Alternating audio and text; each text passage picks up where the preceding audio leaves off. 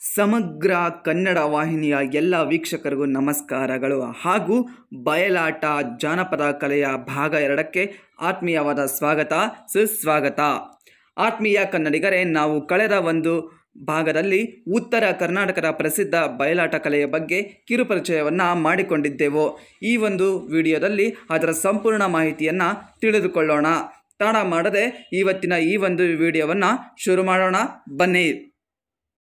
ಅದಕ್ಕಿಂತ ಮೊದಲು ನೀವು ನಮ್ಮ ಸಮಗ್ರ ಕನ್ನಡ ವಾಹಿನಿಗೆ ಸಬ್ಸ್ಕ್ರೈಬ್ ಆಗಿಲ್ಲ ಅಂದರೆ ಈ ಕೂಡಲೇ ನಮ್ಮ ಸಮಗ್ರ ಕನ್ನಡ ವಾಹಿನಿಗೆ ಸಬ್ಸ್ಕ್ರೈಬ್ ಆಗಿ ತಪ್ಪದೆ ಪಕ್ಕದಲ್ಲಿ ಬರುವ ಗಂಟೆ ಗುರುತಿನ ಮೇಲೆ ಕ್ಲಿಕ್ ಮಾಡಿ. ಹೀಗೆ ಮಾಡಿದರೆ ನಾವು ಕಳಿಸುವಂಥ ಎಲ್ಲ ಹೊಸ ನೋಟಿಫಿಕೇಶನ್ ನಿಮಗೆ ಸಿಗ್ತೇವೆ ಅಂತ ಹೇಳ್ತಾ ತಡ ಮಾಡದೆ ವಿಡಿಯೋವನ್ನು ಶುರು ಮಾಡೋಣ, ಬನ್ನಿ.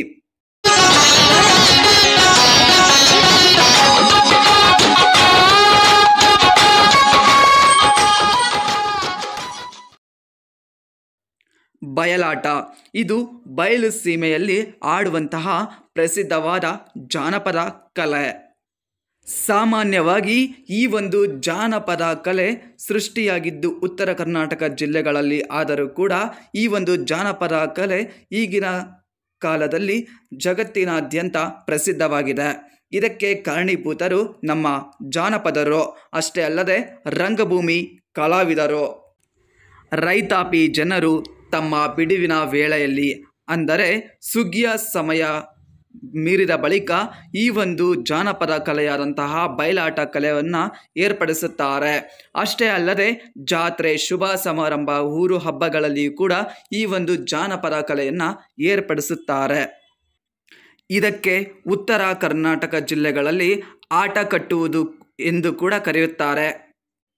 ಈ ಬಯಲಾಟವನ್ನು ವೇದಿಕೆ ಮೇಲೆ ಪ್ರದರ್ಶಿಸುವುದಕ್ಕಿಂತ ಮೊದಲು, ಅಂದರೆ 3-4 ತಿಂಗಳ ಕಾಲ ತಾಲೀಮು ಅಂದರೆ ಪ್ರಾಕ್ಟೀಸ್ ಮಾಡಿರಬೇಕಾಗುತ್ತದೆ. ಇದು ಸಾಮಾನ್ಯವಾಗಿ ಯಾರೆಂದರೆ ಅವರು ಈ ಒಂದು ಜಾನಪದ ಕಲೆಯನ್ನು ವೇದಿಕೆ ಮೇಲೆ ಪ್ರದರ್ಶಿಸಲು ಸಾಧ್ಯವಿಲ್ಲ. ಇನ್ನು ಈ ಬಯಲಾಟ ಕಲೆ ಹಳ್ಳಿಗರಲ್ಲಿ ತನ್ನದೇ ಆದ ಒಂದು ವೈಶಿಷ್ಟ್ಯವನ್ನು ಕೂಡ ಹೊಂದಿದೆ.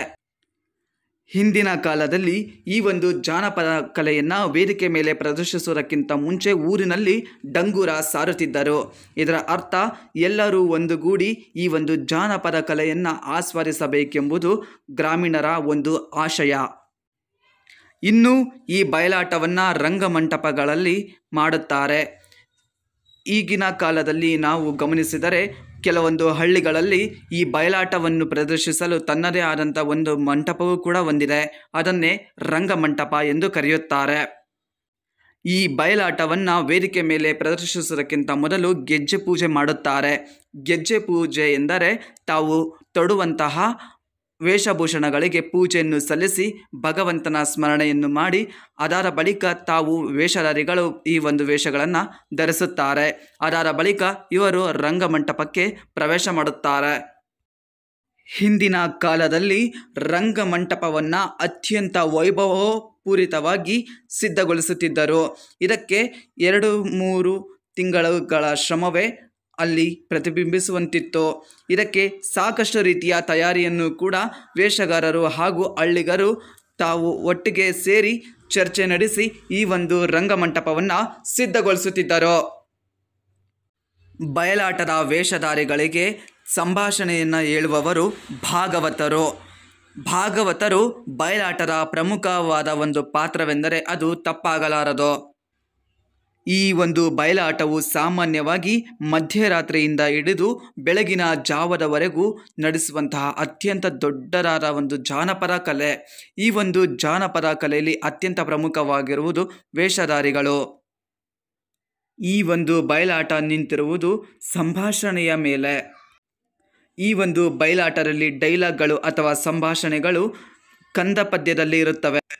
ಇಲ್ಲಿ ನಾವು ಪ್ರಮುಖವಾಗಿ ಗಮನಿಸಬೇಕಾದುದು ವೇಷಧಾರಿಗಳು ಅದರಲ್ಲಿ ಮುಕ್ಕಾಲು ಭಾಗ ಅನಕ್ಷರಸ್ಥರೇ ಕೂಡಿರುತ್ತಾರೆ. ಆದರೂ ಕೂಡ ತಮ್ಮ ವಾಕ್ಚಾತುರ್ಯದಿಂದ ಅವರು ಅನಕ್ಷರಸ್ಥರು ಎಂದು ಎಲ್ಲಿಯೂ ಕೂಡ ತೋರಿಸಿಕೊಳ್ಳುವುದಿಲ್ಲ. ಇದೆಲ್ಲವಾದ ಬಳಿಕ ಬಯಲಾಟ ವೇದಿಕೆಯಲ್ಲಿ ಗಣೇಶನ ಪ್ರಾರ್ಥನೆಯಾದ ಬಳಿಕ ಬಯಲಾಟದ ಒಂದು ನಾಟಕ ಶುರುವಾಗುತ್ತದೆ.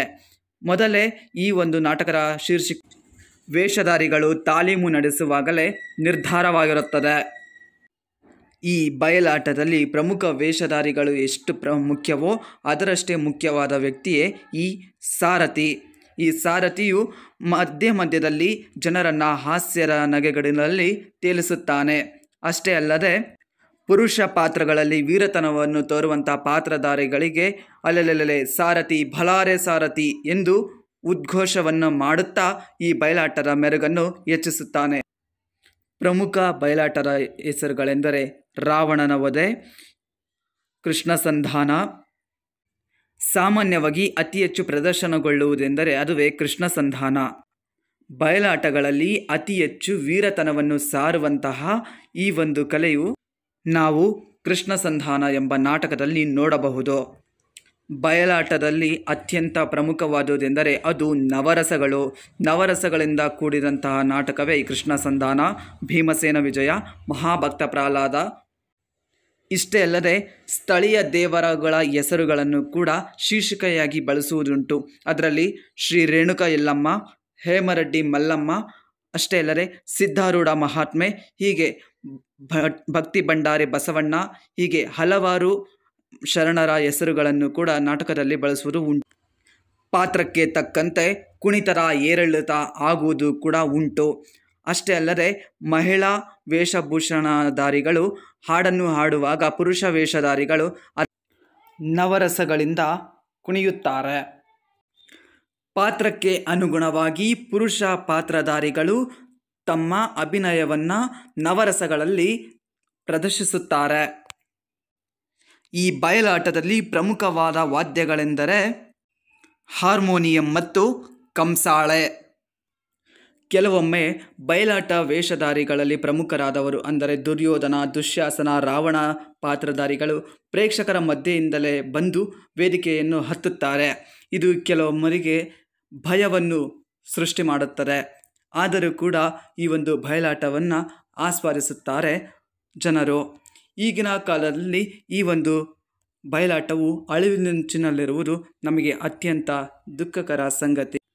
ಇನ್ನು ಮುಂದಾದರೂ ಇಂತಹ ಜಾನಪದ ಕಲೆಗಳನ್ನು ಉಳಿಸುತ್ತಾ ಬೆಳೆಸುತ್ತಾ ನಾವು ಮನರಂಜನೆಯ ಹಾದಿಯನ್ನು ಹಿಡಿಯೋಣ ಅಂತ ಹೇಳ್ತಾ ಇವತ್ತಿನ ಎಲ್ಲ ರಂಗಭೂಮಿ ಕಲಾವಿದರಿಗೆ ಅರ್ಪಿಸುತ್ತಾ ಈ ಒಂದು ಮಾಹಿತಿಯನ್ನು ಇಲ್ಲಿಗೆ ನಿಲ್ಲಿಸೋಣ. ಮತ್ತೆ ಸಿಗೋಣ. ಜೈ ಹಿಂದ್, ಜೈ ಕರ್ನಾಟಕ ಮಾತೆ.